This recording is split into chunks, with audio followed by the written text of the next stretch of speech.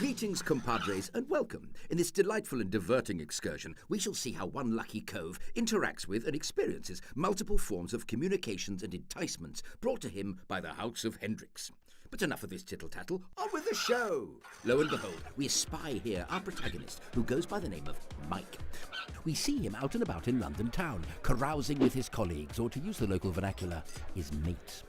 These convivial companions are cavorting in a bar, at which the good people of Hendricks are also up to some merriment.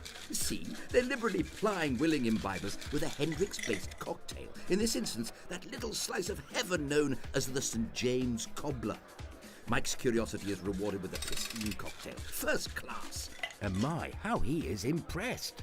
I've never been much of a gin drinker, he says. What he really meant to say is he could be a devout convert of this libation. As he's been suitably impressed, Mike dutifully proffers some of his details to the Hendricks hostess, indicating that he would be willing to receive further communications. And with that, he's gone like a thief in the night. But unbeknownst to him, backstage at the Hendricks bar event, his details are being entered on one of those laptop devices into a specially designed multi-platform data entry interface doohickey. Is there no end to these modern machinations? Ah, here's Mike wending his merry way home. He has one of those ubiquitous iPhone devices, and he's browsing through his electronic mail communications. And by Jove, what should he find in there but an email from Hendricks themselves, welcoming him to the world of the unusual, referencing him by name and saying how jolly it was to make his acquaintance in the bar earlier that night. The following morning, Mike joins the flotilla of human flotsam and jetsam travelling to work. Ah, the manifold joys of commuting. Sadly, so congested is Mike's journey to the office that several strategically placed adverts en route escape his attention. Good gracious, is this a marketing opportunity missed? Not a bit of it, for next we find Mike in his workplace, flicking through his electronic mail. And sure enough, he remembers the Hendricks missive from the night before. So now, unencumbered by ruddy-faced commuters, Mike clicks through to HendricksGin.com, where a whole panoply of enticing sights and sounds and curiosities await him. Mike feels a warm thrill of engagement coursing through his veins. Without further ado, Mike signs up to HendricksGin.com.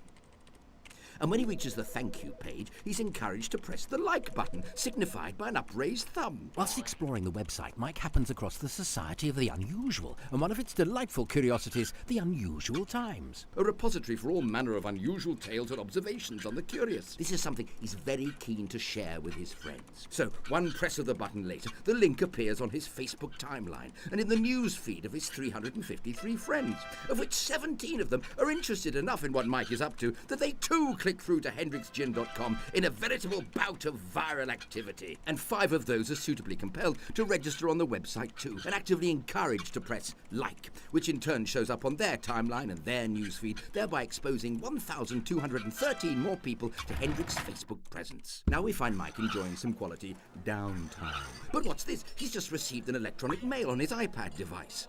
One of these involves an orb. Curious about this device, Mike gains access to the Society of the Unusual, and sure enough, there is a transparent spherical object of wonder. Mike consults the orb, which swiftly unveils his introductory Hendricks gift. To say that Mike is absolutely delighted would be a churlish understatement. While Mike indulges in his mystical consultation, a message pops up containing what we shall call golden questions. Such things help the good boffins at Hendricks to get to know Mike that little bit better. On another occasion, he'll receive a communication via his chosen channel, be it text or email, but probably not carrier pigeon, asking him to consult the orb once more. This prompts him to visit the society again and find, rather delightfully, he's been invited to the next Hendricks event with a guest. After a rigorous selection process of friends with refined tastes, he chooses James. So, not a moment later, James receives an electronic invitation to attend said event. He enthusiastically accepts and RSVPs via the portal known as HendricksGin.com. He's delighted to receive further communications from Hendricks, but declines for now to join the Society of the Unusual. Now let us step into the future to find Mike and James both attending the event and being suitably impressed with the general air of conviviality. James finds himself by a telephonic contraption, which begins to ring. Answering it, James engages in a conversation most curious with a Hendricks chappie, and such powers of persuasion are employed that James decides to indeed join the society on the spot. He imparts the necessary details over the phone, and voila, a new member of the society. Meanwhile, in the temperate city of Miami is James's friend Rebecca, spending free time on the ubiquitous Facebook. She sees that James has joined the Society of the Unusual. So, by some dexterous mouse-clicking, she discovers HendricksGin.com. And thus, my friend, begins yet another tale of customer engagement, another journey, another convert, most of it conducted through the amazing portal that is the interweb. A continuing cycle of curiosity that will unfold in teeming numbers at any given point and at any time around the globe. Toodle pip.